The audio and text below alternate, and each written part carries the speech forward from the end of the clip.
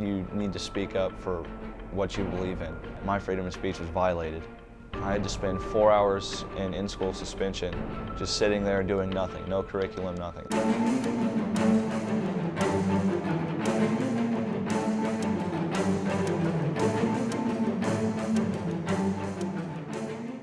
My name's Dakota Ary, and I'm a freshman in high school.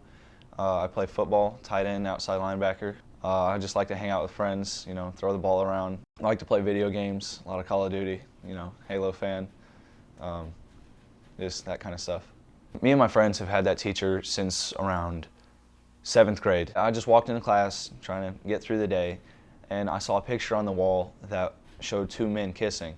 And I asked him what it was, and he said it was out of a magazine, that this is one of the things going on in the world. And then I said to him that it's not appropriate to be in school. Dakota came to me one day and he said, "Mom, you're not going to believe this. Teacher in the classroom put a picture up today of two men kissing." And I was kind of taken back, and I said, "Why would he put a picture like that in your classroom?" That graphic, I didn't think he would put up something like that. Like maybe something like two guys holding hands or something, but they were full-blown making out. I don't believe that kind of picture should be okay to put up in any classroom, but it would be just like if you put a Cosmopolitan magazine up on the wall. You don't want to put a picture of men and women kissing either. It's just, especially in a high school classroom. It was about a week later, I walked into class and we started talking about different religions. A boy in the back had started asking about the religious views on homosexuality in Germany, and I said to my friend, I turned around and said to my friend that I'm a Christian and I think that being homosexual is wrong. I didn't want him to hear me, I was just talking to my friend, but he had heard me and started yelling and said, "That's wrong, you shouldn't have said that, you could have offended many people." He took me outside and he said, "I'm going to write you up and send you to the office with an infraction for saying that, because you're not allowed to say that in school." So I told him myself, I said, "I'll take it. You don't have to write me a pass. I'll take it myself, and I'll tell the principal exactly what happened." They said, "We have your son in the office. He's been brought into our office because he said something in class out of context." And I was thinking, that's unusual for him. I stopped talking with her and I said, "Is Dakota there with you?" And she said, "Yes." And I said, "I'd like to speak with him." And she asked if it was the same teacher with the picture up on the wall. And I told her, and she was infuriated. And I said, "Okay, let me talk back with the vice principal again." He gives her back the phone, and I said, "I think there's bigger issues in this classroom than what you're aware of, and I don't feel my son should be punished for anything right now until you guys investigate what's happening in that classroom." A few hours later, I texted Dakota, probably about an hour later, and I said, "I need you to call me when you go to lunch." And he said, "I can't go to lunch because I'm in-school suspension for the remainder of the day." I had to spend 4 hours in-school suspension, just sitting there doing nothing, no curriculum, nothing. I wasted 4 hours that I could have been learning in school. My freedom of speech was violated.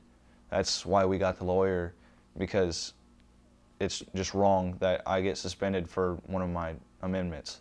And it was very surprising to me how extremely ugly people can be. And, saying things about my son that just brought me to tears. I've been called like the Hitler of our time. People have said they want to commit suicide because I have breath in my body. Dakota is not a bigot. He is not someone who hates gay people, and he's not a hater in any way. And for all these organizations and companies that promote, gay marriage and so on and so forth, for them to come back at him as a child is just ridiculous.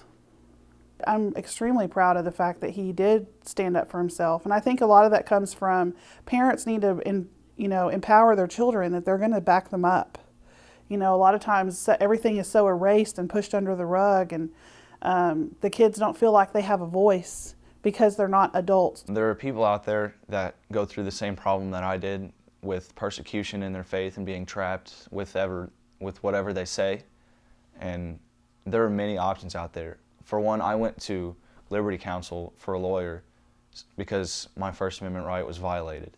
When school started, it's about math, it's about reading, it's about art. Homosexuality, I don't feel like is something that needs to be taught in school. Why is it that homosexuality, the one thing that there's so much pushback, why are they pushing so hard to get that in front of our kids? The kids don't lose their rights just because they're in a school building. They still have First Amendment rights to free speech, and they still have the right to state their opinion based by their faith. And we as their parents need to be there to back them up. You need to speak up for what you believe in. I mean, what's the point of believing in something if you don't want people to know it? Dakota Ary fought back and won. So how can you help those like Dakota and his mom who have stood up for all our rights to speak freely? Well, thank a hero. Show them how much you care by logging onto our website, www.marriageada.org, and send a message of encouragement. And if God has given you the means to go that extra mile to help us get the word out about Dakota and the many more that are under attack, please prayerfully consider making a financial contribution. It's as easy as clicking the donate button on our website.